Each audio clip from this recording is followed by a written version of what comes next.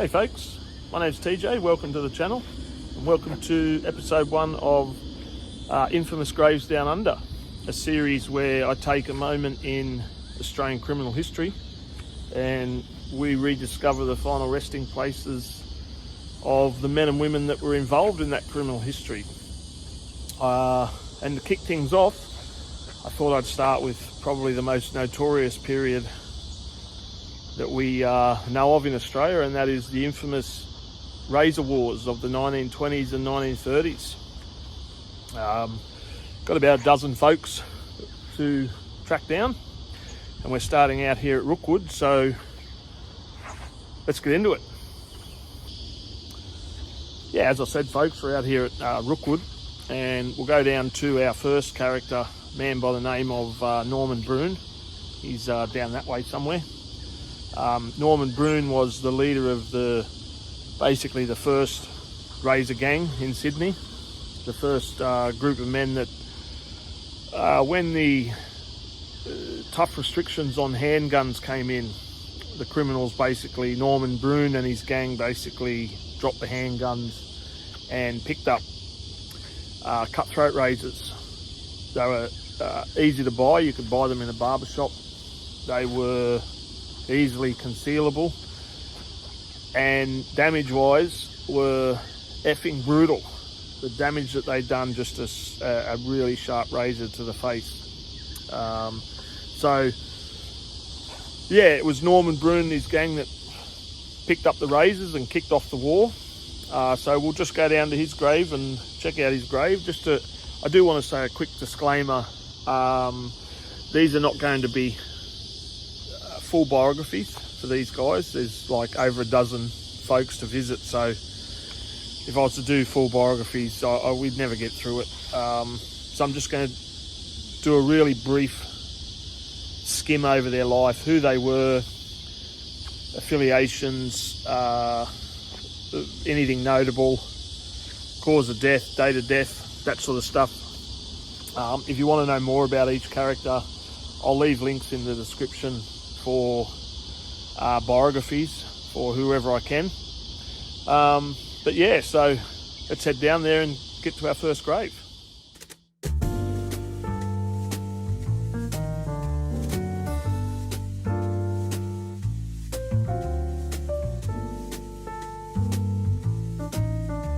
Born in 1894 in Geelong, Victoria, Bruhn spent time in the military in World War I.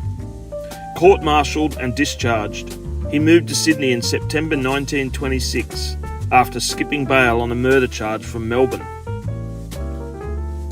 Once in Sydney, he formed a gang made up of fellow criminals John Snowy Cutmore, George the Midnight Raper Wallace, and Lancelot, Sailor the Slasher Sadler.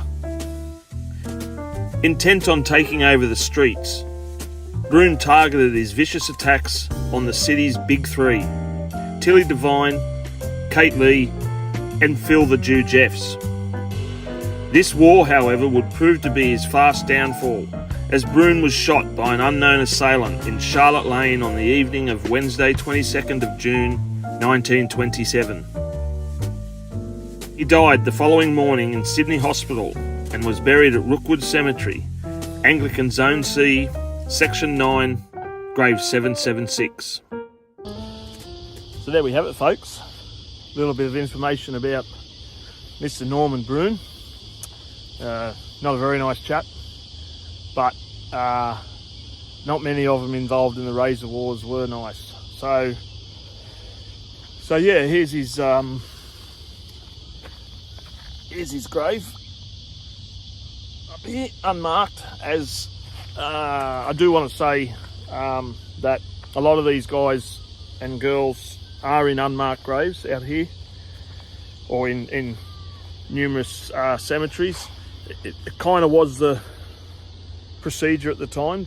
A lot of criminals went into unmarked graves. They didn't want to glorify anything, and I'm certainly not glorifying them now. I'm just a tapophile that loves Australian crime. But yeah, so that's character number 1, Norman Bruhn. And I will give you a little bit of trivia about Norman Bruhn. He is the grandfather to a man by the name of Keith George Fowler. And if you don't know who Keith George Fowler is, well, let me tell you that if you've seen the movie Chopper, there's a scene in there where Chopper has a bit of a battle with a man by the name of Keithy George and ends up killing Keithy George in H Division, in Pentridge Prison. If you haven't seen Chopper, go and watch it. It's one of the greatest movies ever made. But so Keithy George, that character is based on Keith George Fowler, who is the grandson to Norman Bruhn. So there's a little bit of trivia for you, for anyone that likes a bit of trivia. We'll head over to our next character now, a man by the name of George the Gunman Gaffney, or sometimes called Gregory the Gunman Gaffney. That's about a 10-minute drive on the other side of Rookwood. So yeah, let's go.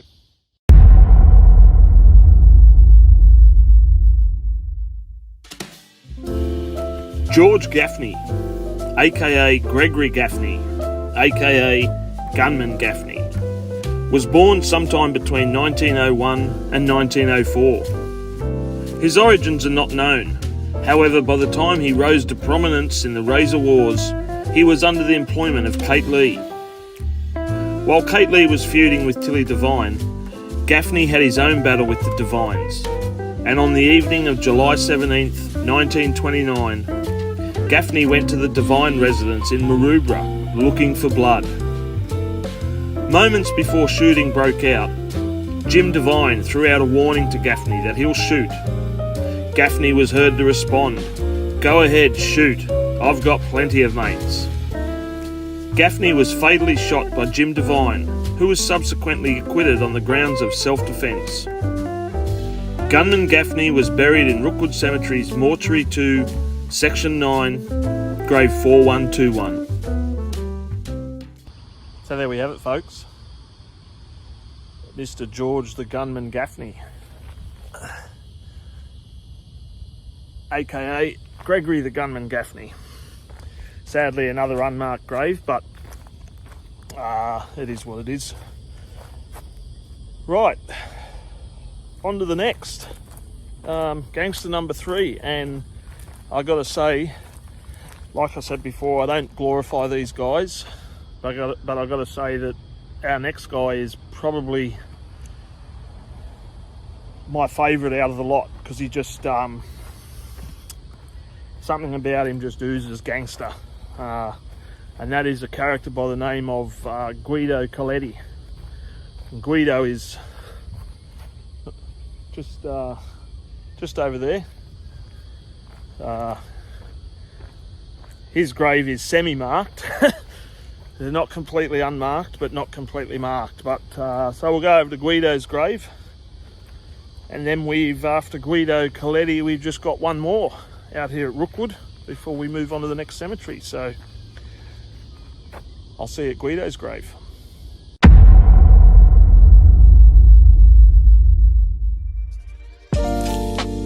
Born in 1902, Guido Calletti was a pimp, standover man, and leader of the Darlinghurst Push, a gang of violent street thugs. Calletti had a long history with the law and was first arrested at the age of 10 for theft. In his criminal life, he was arrested no fewer than 56 times, mostly for violent crimes. He also had an on-again, off-again love affair with prostitute Nelly Cameron, and the pair married in 1934. This love affair also caused Calletti to have a long-standing feud with Frank the Little Gunman Green, whom also had relations with Cameron. Contemporary opinions differ widely on Calletti, with some saying he was an angry, violent man with no morals, while others say he was an extremely charismatic character. Guido Calletti was shot in the abdomen after arriving at a house party in King's Cross looking for trouble, and died shortly thereafter. He was buried at Rookwood Cemetery, Mortuary Section 2, Row 16, grave 346. Over 5,000 mourners attended his funeral, weeping openly. So there we have it, folks. Mr. Guido Calletti, and semi-marked grave. Like I said, yeah, definitely one of my favourites to come, or if not the favourite of mine to come out of the era. A man that, in my opinion, oozed gangster. I remember watching a documentary on the Mafia, and one of the guys said that the Mafia had a saying about guys that sort of loved being gangsters, and he said that they used to call it wearing it. And I think, just looking at Guido, I think that he well and truly wore it 24/7. He's the type of guy that probably if he walked into a cafe, everyone would turn around and say, oh, look at the gangster. So anyway, we're going to head up to kind of not far from here, up the hill, and we're going to come to our final member of the Razor Wars, and probably the most notorious, and more than likely the one guy that everyone knows when it comes to the Razor Wars. And that's a man by the name of John Frederick Hayes, aka Chow, Mr. Chow Hayes. So we'll head up to his grave and we'll see you there. Guido Calletti, gangster number 3.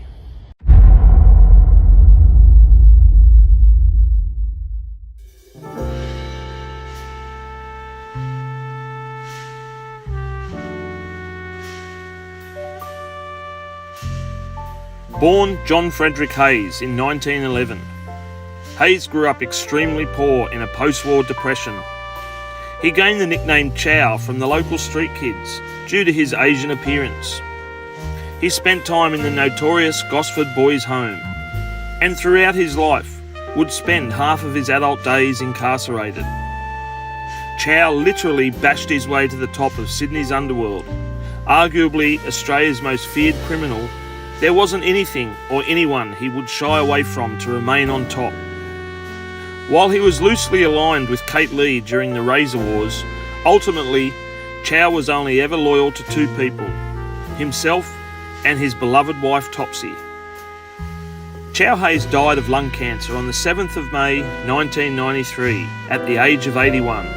He was cremated and his ashes placed in his wife's plot at Rookwood Cemetery, Mortuary Section 2, Lawn 3, Grave 265. So there we are, folks. The final grave of Rookwood, Mr. Chow Hayes.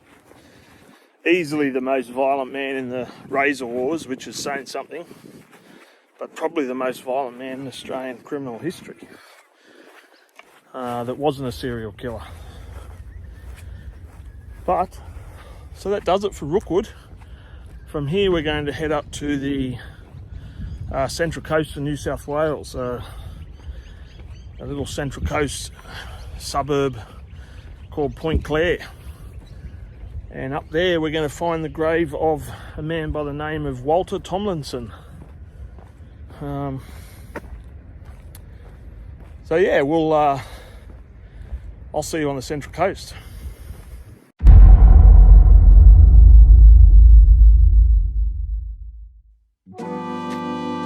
Walter Wally Tomlinson was born sometime around 1897 to 1899. By the age of 16, he was in trouble with the law in a major way.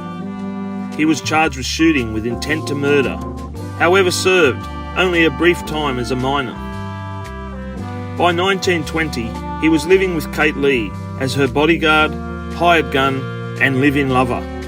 Tomlinson was present at the fatal shooting of gunman Gaffney and was himself injured in the melee, and was also shot by Frank Green at the fatal shooting of Barney Dalton. By 1929, Wally Tomlinson up and left the life of crime and retired to the Central Coast, where he lived quietly until his death in 1968. His cause of death is unknown, but chances are it wasn't by slashing or shooting. He was buried in Point Clare Cemetery, Roman Catholic Section 2, Road 10, Grave 4. There we are, folks. Walter Wally Tomlinson, sometimes known as Wally Thompson. Resting up here at Point Clare Cemetery on the Sunshine Coast. On the Central Coast of New South Wales. Sadly, yet another unmarked grave, but I apologise about that, but it is what it is. Took me a while to find Wally, actually. I had to do some digging to contact cemeteries. But yeah, I reckon I'm done for the day. How many we got left? 1, 2, 3, 4. 4 left, and they're all in the one cemetery. So I'll get to them tomorrow. It's pretty warm, beautiful weather. I'm going to go and enjoy the rest of the afternoon. So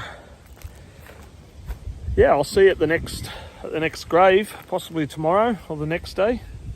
It'll be 2 seconds for you guys, but the next grave will be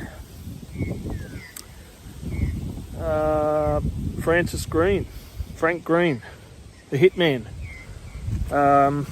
So yeah, I'll see you shortly.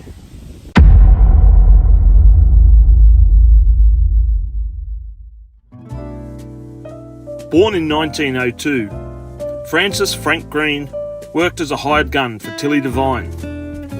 Green was involved in many gunfights in his time working with the Devine gang, most notably the killing and later acquittal of gangster and former rugby league star Barney Dalton. He eventually fell out with Tilly Devine and continued his criminal career solo. Frank Green also had a long-standing feud with Guido Calletti over the affections of prostitute Nelly Cameron, including a brutal fistfight in the back streets of King's Cross, witnessed by 500 people. Frank Green was stabbed to death by his girlfriend in their Paddington home on April 26, 1956. During the autopsy, the coroner found Green's body to be riddled with bullets from his life of crime. He was cremated at Eastern Suburbs Memorial Gardens and his ashes scattered in Rose Garden S2. Frank Green, the little gunman, or the hitman. So that's his final resting place. So I'll just tell you the story about Frank Green and why he's in this rose garden. When he died, he was cremated, and his ashes remained unclaimed at the crematorium up there for 2 years. And the crematorium told me when I spoke to him that the procedure is any unclaimed ashes after 2 years get scattered in a random garden, and they chose Rose Garden S2. So that's the fate of Frank Green, the little gunman, the hitman. Plenty of friends in life, but as it turns out, not too many friends in death. So we'll go from here, we'll head over to our first lady of the video, one of the, well, probably the major prostitute of the era, a lady by the name of Nelly Cameron. She's not far over there, so we'll head over there now.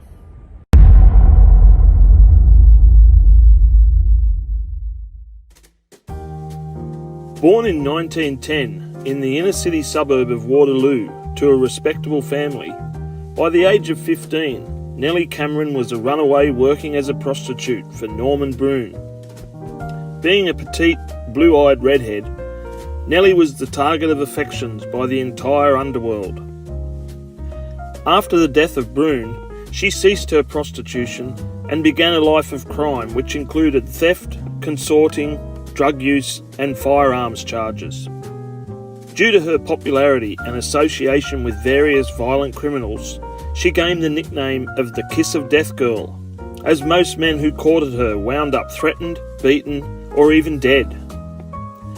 Her main lovers were Guido Calletti, Frank Green, and in later life, William Donahue, whom she was married to until her death in 1953.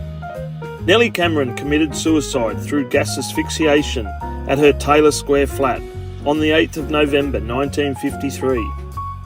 She was buried at Eastern Suburbs Memorial Park in the Roman Catholic Section 6, grave 164.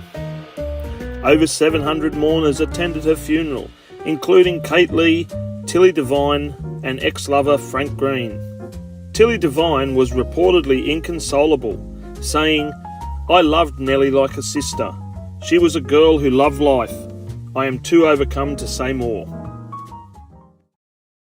Nelly Cameron, one of, if not the main prostitute of the era / criminal, but geez, you got to hand it to the ladies of this era.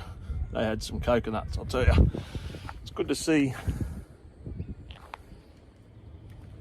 It's good to see Nelly's still got some family and friends that are making her grave look nice and bright and beautiful. So we've got two left. They're two of the most well known. We're going to head to Tilly Devine's final resting place now, which I can tell you is just here. So I'll take you up to Tilly's place, Tilly's resting place, and then we've just got one more after that.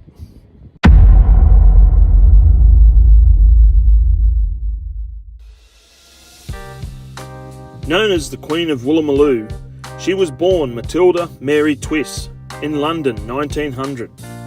She began working as a prostitute by 15 and married Jim Devine shortly after in 1916. After moving to Australia in 1920, Tilly and Jim soon became major players in Sydney's drug and brothel trade. By 1925, Tilly was well known to police. In 5 years, she had accumulated a long list of convictions. The numerous offences ranged from common prostitution to indecent language, offensive behaviour and assault. By the end of the 1950s, Tilly Devine was eventually forced to sell off her brothels and numerous properties to pay a large tax bill. Although at one stage one of the wealthiest women in Sydney, Tilly Devine died poor on the 24th of November 1970. She was cremated here at Eastern Suburbs Memorial Park and interred in Memorial Garden E2. Her funeral service was poorly attended and her death went virtually unnoticed by Sydney's media, and it was said that very few people openly mourned her death. The only public eulogy offered was given by the then Police Commissioner Norman Allen, who said, "She was a villain, but who am I to judge her?" The song Miss Divine by Australian rock group Icehouse is about Tilly.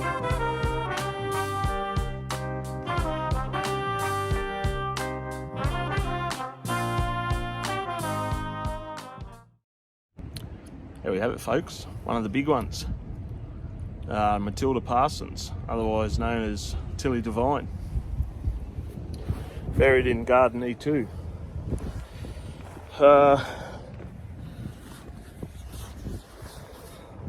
Pretty sure everyone knows about Tilly. I don't want to hang around here too long actually. There's quite a few people out here paying their respects to their loved ones, so I've got to be quiet and quick. But so yeah, you know the story of Tilly.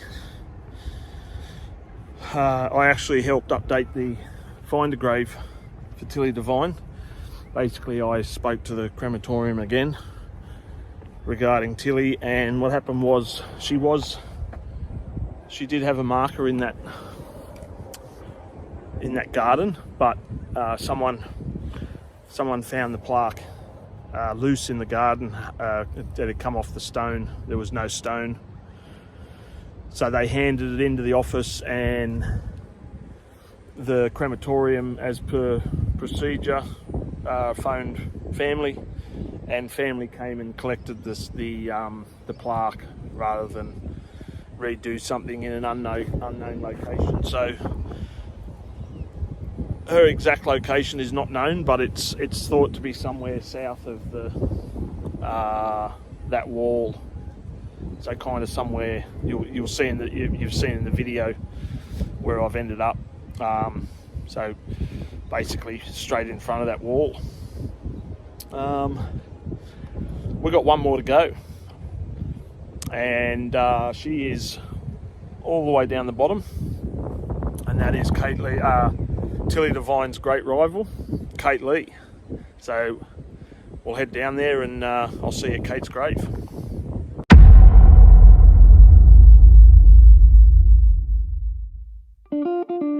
Born Kathleen Behan in Dubbo in 1881, she spent time in children's institutions after being declared abandoned by age 12. By the age of 20, she had already served time in hard labour for various criminal offences, and in 1902, Kate married Jack Leigh, an illegal bookmaker and petty criminal who was part Chinese. Kate anglicised the surname Leigh from L-E-E to L-E-I-G-H. Leigh earned income variously over the years as a sly grog trader, drug dealer, stolen property fence and madam. By the start of the Razor Wars, she was a major New South Wales crime figure and has been referred to as its Queen of the Underworld. Her partners over the years included major criminals Walter Tomlinson and Ernest Shiner Ryan, who became notorious for the Everleigh heist of 1914. Kate Leigh died on the 4th of February 1964, aged 82. By the end of her life, she had put aside her feud with Tilly Devine and ultimately died in poverty. Her funeral was attended by over 700 mourners, and eulogies were given by politicians and high-ranking members of the New South Wales Police Force. She was remembered by the press as much for her patriotism during World War II and for generous charitable acts in support of the unemployed in harsh times as she was for her criminal history. She was buried in Botany Cemetery, Roman Catholic Section 29K, grave 896, under the name Kathleen Ryan. That's it, folks. The final grave. Kate Leigh, Tilly Devine's great rival. Someone's been out here since I was here last because they've left a white rose. She didn't have anything on her grave last time I was here. I've done a video for TikTok that got over 100,000 views and had a few relatives comment on there saying she was my grandmother or aunt or what have you. So hopefully they've come out, paid her a visit, and someone's left her a rose.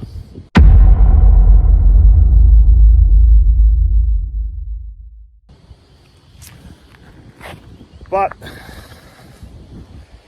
that basically concludes the grave hunt for the Razor Wars. I hope you've enjoyed it. I certainly enjoyed tracking them down, making the videos, visiting, paying respects where necessary. I'll leave all the information needed in the description. I won't leave links for individual Find a Grave. I'll just leave their Find a Grave memorial ID, so when you go, you can just copy the ID number and go to Find a Grave and paste it in there in the search and it'll come up. All of them have been, I've added the GPS to all of them, so all you need to do is click on the map it and they'll take you right to it.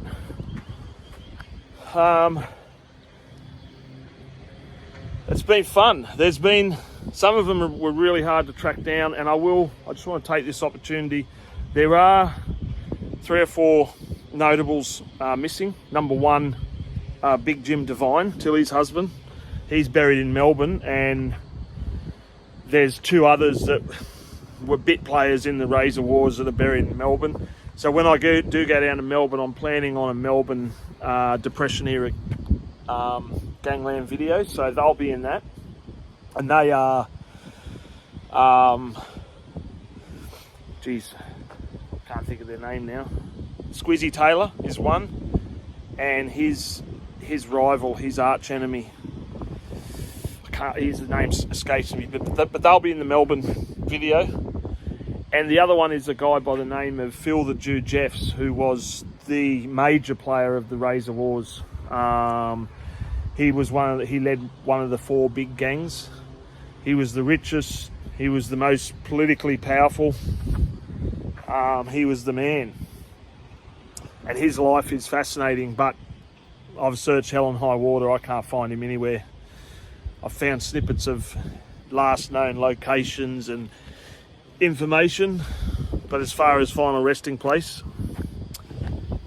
can't find him. If anyone does know any information, you know, hit me up, leave it in the comments. Find me on Instagram, Facebook, even TikTok.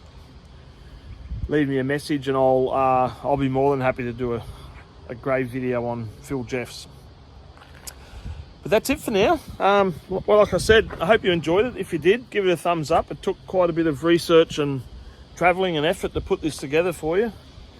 So show your appreciation. Give me a thumbs up. If you're new to the channel, hit the subscribe button like they all say. Hit the little bell. This year will be a little more active than last year. Not so much single graves though. I'm going to focus on specials like this, multi-graves. If you've got any ideas, put them down in the comments below. Otherwise, we'll see you in the next video. Take care.